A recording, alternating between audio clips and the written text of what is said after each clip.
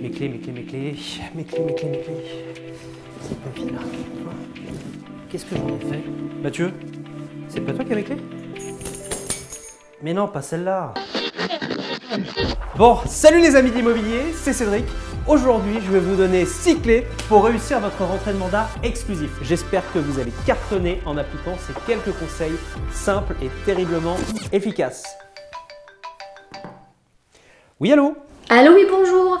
Je vous appelle pour prendre rendez-vous pour faire estimer et vendre mon bien. Pour une estimation et une mise en vente, parfait. Demain à 16 h à votre domicile. Très bien, d'accord. C'est parfait, vous allez recevoir un SMS et un mail de confirmation. Belle soirée, au revoir. Bon bah, c'est parti!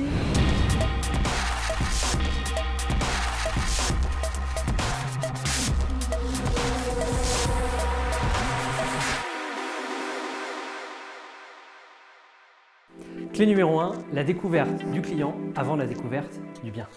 Préoccupez-vous d'abord des besoins du client avant de visiter le bien. Ça paraît tellement évident et pourtant nous sommes parfois tentés d'aller visiter avant de prendre des informations sur notre prospect.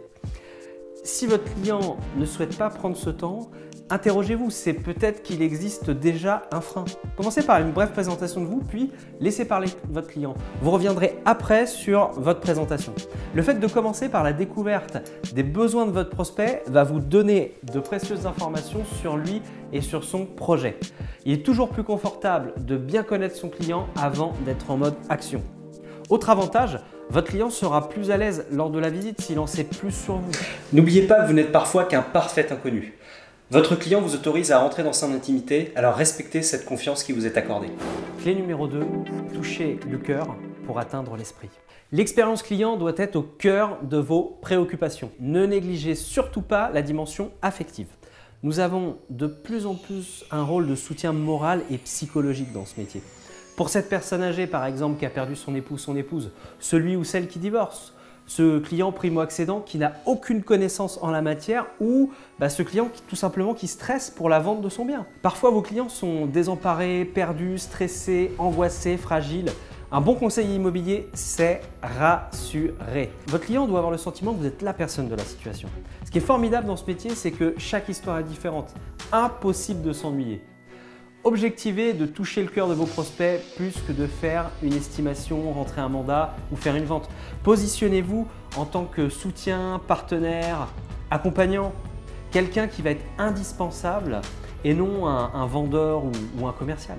Pour y parvenir, je vous propose 3 choses. Ne coupez jamais votre prospect quand il souhaite se confier à vous. C'est une excellente opportunité pour vous de faire le don d'un peu de temps et vous verrez que de manière systémique, des résultats vous reviendront.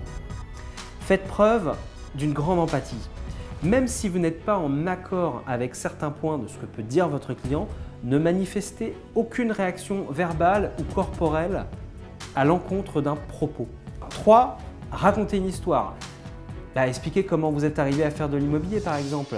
Pourquoi est-ce que vous aimez ce métier? Partagez un passage de votre vie qui peut être en relation avec ce que votre prospect a dit ou a fait. L'identification à un groupe ou à une communauté est extrêmement fort. Le fait de partager une passion, une réussite, une galère sont des catalyseurs puissants à la fondation et à l'ancrage d'une relation.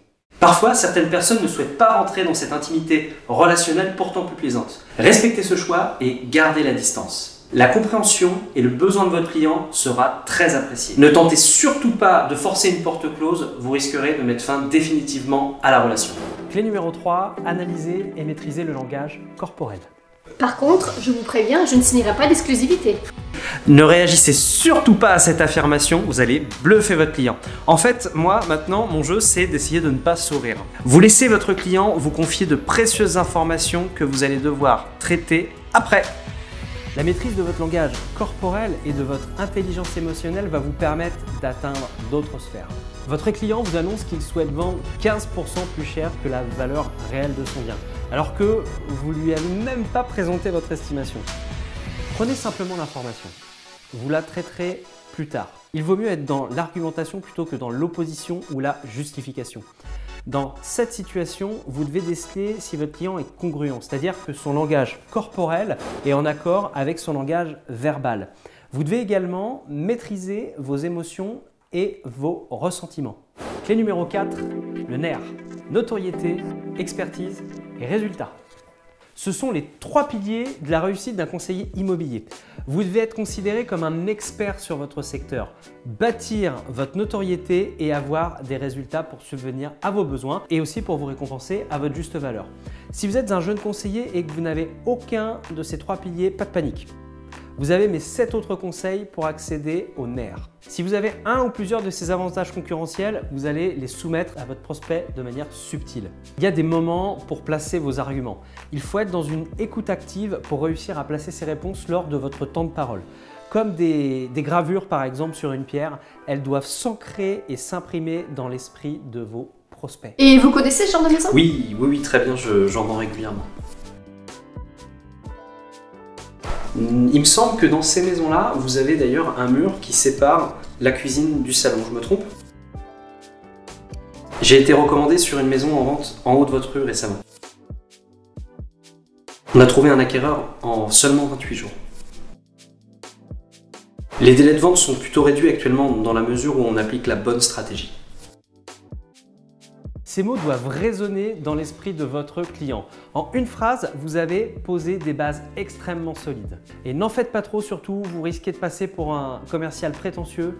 Maintenant que l'information est transmise, observez la manière à laquelle votre prospect va réagir et s'il y est sensible. Clé numéro 5, faites accepter vos services avant le prix. C'est pour moi une des clés les plus puissantes que je vous dévoile dans cette vidéo car beaucoup de conseillers échouent à cette étape. Une fois que vous avez donné le prix, l'esprit de votre vendeur quitte la pièce. Il se projette dans le futur ou est en train d'analyser le passé. Vous devez le maintenir dans le présent. Focus sur votre discours. De plus, ça vous permet de décorréler le choix des partenaires en fonction du montant de l'estimation, mais plutôt en fonction de son niveau de service et de sa capacité à convaincre. N'oubliez pas que votre client vendeur attend de vous que vous soyez capable de recruter le bon acquéreur. Il sera donc sensible à vos qualités d'orateur et à la manière à laquelle vous menez la danse. Vous vendez un service et non un mandat ou un prix. C'est pourquoi je vous dis de faire accepter d'abord vos services avant toute chose. L'astuce est de présenter vos services avant le type de mandat. Donc je vous propose qu'on regarde ensemble les services que je peux vous offrir. L'usage du mot « ensemble » implique qu'on travaille déjà ensemble. Et l'usage du mot « offrir » implique que je suis déjà dans l'offre à un client, dans le don. Informer de la future mise en vente de votre maison sur les réseaux sociaux génère des partages qui permettent de vendre plus rapidement. Et ensuite, la mise en avant sur les sites nationaux ainsi que sur notre vitrine va nous permettre d'obtenir une meilleure visibilité face à la plupart de vos concurrents, c'est-à-dire les autres maisons à vendre. Le coût des diagnostics obligatoires vous seront remboursés, soit 350 €.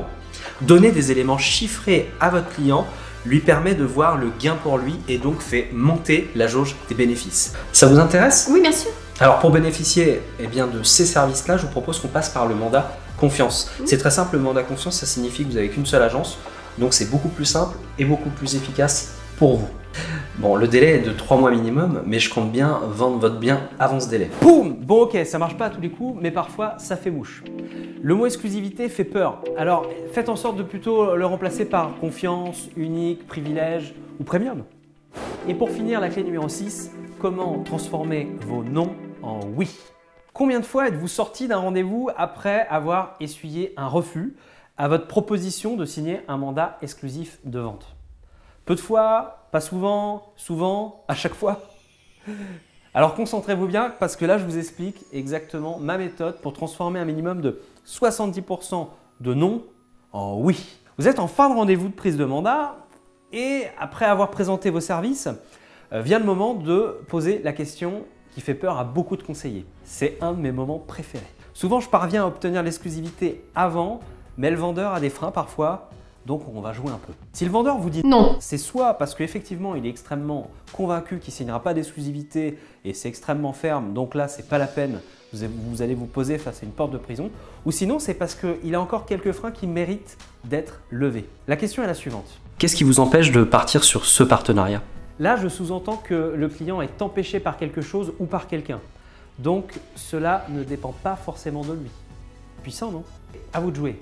Demandez à votre client de vous énumérer tous les points qui bloquent. Notez-les sans réagir. Je souhaite pouvoir prendre d'autres professionnels. Je souhaite vendre par mes propres moyens. J'ai un ami dans l'immobilier qui m'a déconseillé de signer une exclusivité. Une fois la liste achevée, c'est à vos talents de conseiller de rentrer en piste. Comme ce n'est pas l'objet de cette vidéo et que ça en rallongerait considérablement sa durée, je ne vais pas m'attaquer maintenant au traitement des objections. Comprenez ceci, si vous êtes suffisamment clair et que vous avez démonté une à une toutes les idées reçues de votre interlocuteur, il vous reste encore 2 chances sur 3 d'obtenir le Graal, un mandat exclusif. Dans la plupart des cas, vos clients ont une dernière fois besoin d'être rassurés, c'est tout. Pour éviter d'être dans la justification, votre présentation doit traiter un maximum d'objections récurrentes. Bon, alors, si après ce retour sur objection, votre client n'est toujours pas d'accord, ne soyez pas insistant. J'ai juste envie de vous dire au suivant, c'est pas la bonne fois. Bon, eh bien, écoutez, j'espère que vous avez aimé cette nouvelle vidéo. Vous connaissez la suite. Pouce bleu, s'abonner, la cloche. Ciao, bye bye!